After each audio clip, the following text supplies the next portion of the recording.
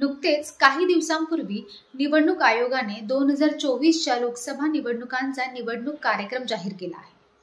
त्यामुळे संपूर्ण देशात आदर्श आचारसंहिता लागू झाली असून ही आचारसंहिता निवडणूक संपेपर्यंत असणार आहे।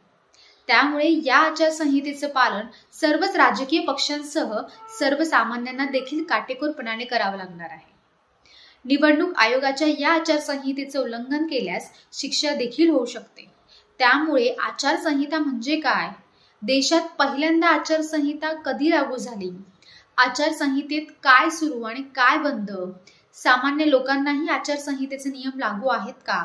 याची माहिती आजच्या व्हिडिओतून आपण जाणून घेणार आहोत। देशभरात स्वतंत्र आणि निष्पक्ष निवडणूक व्हावी यासाठी निवडणूक आयोगाने काही नियम घालून दिले आहेत। आयोगाच्या याच नियमांना आचारसंहिता असं म्हटलं जातं।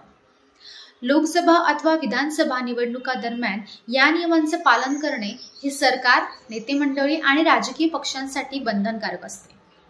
भारतीय राज्यघटनेचा कलम 324 अन्वये संसद आणि राज्य विधिमंडळाच्या मुक्त, निष्पक्ष आणि शांततापूर्ण निवडणूक आयोजित करण्याचे आपले घटनात्मक कर्तव्य पार पाडताना निवडणूक आयोगाने केंद्र आणि राज्यामधील सत्ताधारी पक्ष आणि निवडणूक लढवणाऱ्या उमेदवारांनी त्यांचे पालन करणे सुनिश्चित करणे आवश्यक आहे। देशात आचारसंहितेची सुरुवात पहिल्यांदा 1960 मध्ये केरळ विधानसभा निवडणुकीदरम्यान झाली।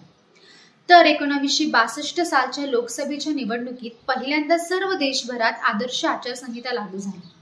तसेच 1967च्या लोकसभा आणि सर्व विधानसभा निवडणुकीत आचारसंहितेची अंमलबजावणी करण्यात आली। त्यामध्ये राजकीय पक्ष आणि उमेदवारांना कोणत्या गोष्टींचे पालन करावे लागले याची नियमावली होती।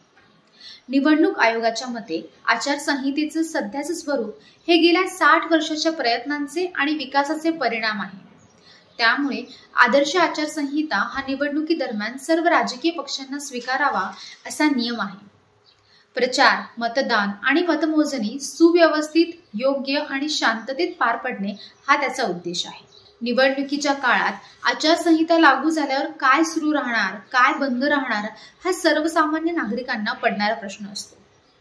आचारसंहिता लागू झाल्यावर प्रामुख्याने पेन्शनची कामे, जातीचे प्रमाणपत्र बनवण्याची कामे, आधार कार्ड तयार करण्याची कामे, सार्वजनिक वीज पुरवठा तसेच पाण्यासंबंधीची कामे, साफसफाई संबंधित कामे, वैद्यकीय उपचारासंबंधी मदत घेणे, रस्त्याच्या दुरुस्तीचे काम, सध्या सुरू असलेल्या विकास कामे, सर्वसामान्य नागरिकांच्या घराच्या आराखड्यात कामांसह आचारसंहितेच्या नियमांचे उल्लंघन होणार नाहीत अशी कामे सुरू राहतात।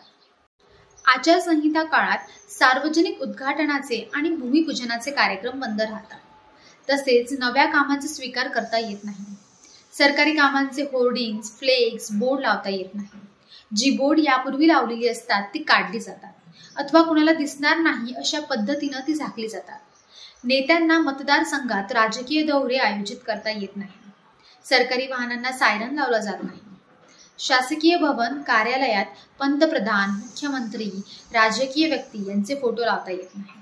जी लावली असेल ती काढून टाकली जातात। वर्तमानपत्र, इलेक्ट्रॉनिक आणि इतर माध्यमात सरकारी जाहिराती देता येत नाही। तसेच समाज माध्यमांवर एखादी पोस्ट टाकताना काळजी घ्यावी लागते। त्यामध्ये थोडी जरी चूक झाली तर जेलची हवा खावी लागू शकते। एखाद्या सामान्य व्यक्तीनेही आदर्श आचारसंहितेच्या नियमांचे उल्लंघन केल्यास त्याच्यावर आचारसंहितेच्या नियमांतर्गत कारवाई केली जाते।